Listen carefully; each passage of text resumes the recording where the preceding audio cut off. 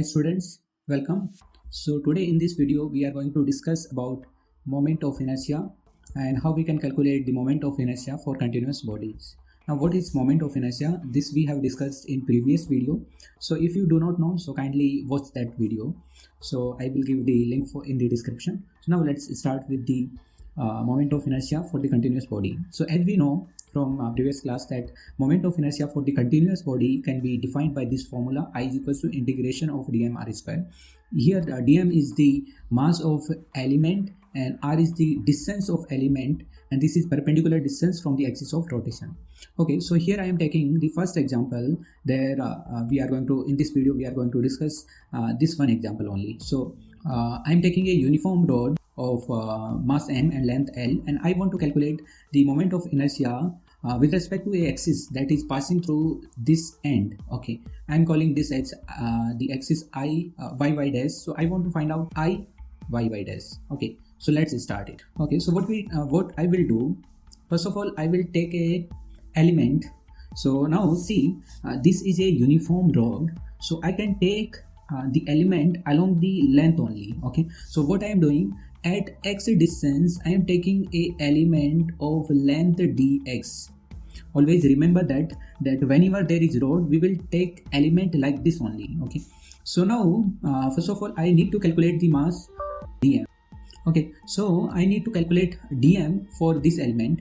So for calculating dm I can write it down that because this is uniform rod, so the mass density multiplied by length of the element. Okay, so now how do I calculate the mass density? Because it is a uniform mass distribution, so I can say total mass divided by total length. So this is a linear mass distribution in this case.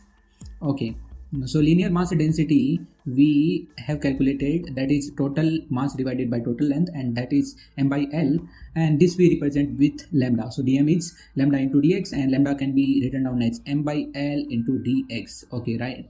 So now what is r? R is the distance of element. In this case I am taking x from the axis, so r is equals to x. So now let's put in this equation. So I is equals to integration of dm is m by l multiplied by dx, and in the place of r I am putting x, so it will become x square.